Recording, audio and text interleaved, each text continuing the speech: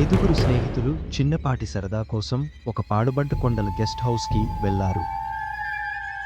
వీరు చిన్నతనంలో స్నేహితులుగా కలిసినప్పటి నుండి ఎన్నో కష్టాలను, ఆటల్ని, రహస్యాలను పంచుకున్నారు. కానీ ఆ రాత్రి నవ్వులు మాయమై, చీకటి, గుసగుసల మధ్య వారి స్నేహం ఒక శాశ్వత భయంతో మిళితమైంది. వీరు బయటకు రాలేరు, ఆ ఇంటి గోడలలో ఏముందో మీరు చూడటానికి సిద్ధమా? సాయంత్రం దగ్గరగా ఐదుగురు స్నేహితులు కారులో కూర్చుని కొండల మధ్య చీకటిలో అడుగులు వేస్తున్న రోడ్డుపై వెళ్తున్నారు. మబ్బు చుట్టుముట్టి గాలి చల్లగా ఊదుతోంది. చెట్ల మధ్యలోని నీడలు, మెల్లగా కదిలే కొమ్మల రకరకాల ఆకృతులు, ఇవన్నీ మనసుకు ఊహలకు భయాన్ని పెంచుతున్నాయి. దెయ్యాలు? అవి పిల్లల కథలే, మనం భయపడం కాదు అని అర్జున్ నవ్వాడు. కార్తిక్ కూడా సమ్మతించాడు.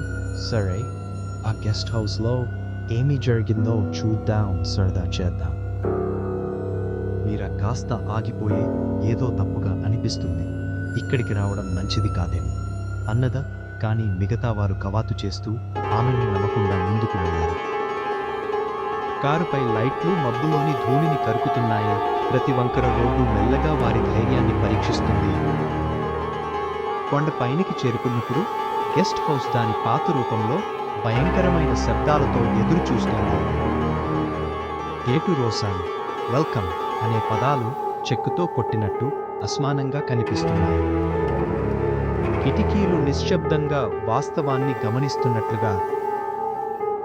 మబ్బు, చల్లని గాలి మరియు చీకటి గోడల చుట్టూ తిరుగుతూ ఎవరికీ చెప్పలేని శబ్దాలను తేవుతోంది. నీలా కాస్త ఆగిపోయింది, గమనిస్తూ. ఇక్కడికి రావడం సరికాదేమో, ఏదో తప్పుగా ఉంది అని మెల్లగా అర్జున్కి చెప్పింది. అర్జున్ నవ్వుతూ, అందంగా ఉంది కాబట్టి చూద్దాం, భయం కేవలం మన ఊహలోనే ఉంది అన్నాడు. వీరు లోపల అడుగు పెడుతున్నారు. పాత బట్టలు, తడిగద, గోడల్లోని చీకటి ఒక్కొక్క అడుగు భయం పెంచుతున్నాయి.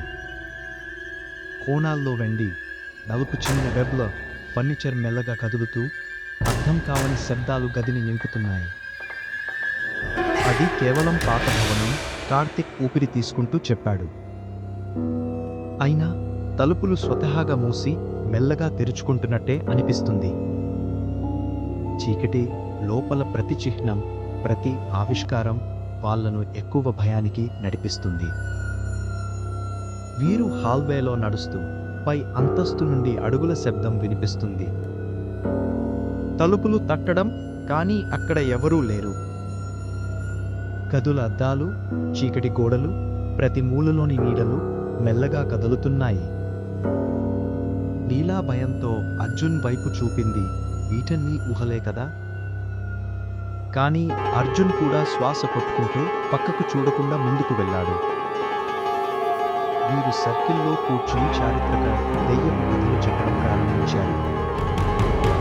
నీలా ఒక్కసారిగా పాత రహస్యాన్ని గుర్తు చేసింది. చిన్నతనంలో ఒక స్నేహితుడు నది ఒడ్డున సవాలుకి బలైపోయాడు. వాళ్ళు అతన్ని వదిలారు.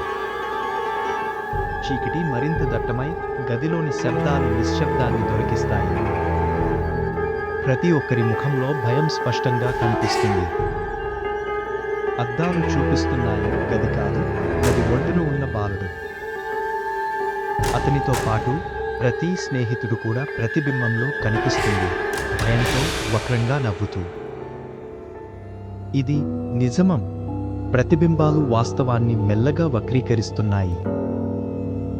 అర్జున్, ఇది మన ఊహేనా అని అడిగాడు. కాని శబ్దం, మబ్బు, చీకటి ఆమెను నిశ్శబ్దం లోపల మునిగిస్తుంది. కార్తిక్ గాలి మీదకు లేచాడు. రాఘవ్ నేలలో మింగిపోగా మీరా చీకటిలో లాగబడిపోయింది. నీడలు గోడలపై విరుచుకుపడుతున్నాయి. అర్జున్, నీలా మాత్రమే మిగిలారు, విరామం తీసుకుని శబ్దాలను గమనిస్తూ. ప్రతి అడుగు, ప్రతి శ్వాస్, భయంకరమైన దృశ్యాలు కళ్ళ ముందుకు వస్తున్నాయి. తలుపు మెల్లగా తెరుచుకుంది. నీలా పరిగెత్తి బయటకు వచ్చి మబ్బులో మిగిలిన అడుగులు కనిపించాయి. ఒకరు బయటకు మాత్రమే, మిగతా ఐదుగురు భవనంలో మిగిలారు. చీకటి మబ్బులో నిగ్గెత్తి ప్రతి దెయ్యం మళ్ళీ తారుమారు అయ్యింది. నీలా ఎప్పటికీ ఆ రాత్రి గురించి మాట్లాడలేదు. కానీ కొన్నిసార్లు ఆమె వెనక తట్టే శబ్దం వినిపిస్తుంది. చీకటి కూల్చిన ప్రతిబింబం ఫాస్టుకోస్ మబ్బులో ఆమె పేరును పిలుస్తూ. కొన్ని స్నేహాలు ఎప్పటికీ ముగియవు. ఈ భయంకర రాత్రి మీ మేధస్సును కూడా పరీక్షిస్తుంది.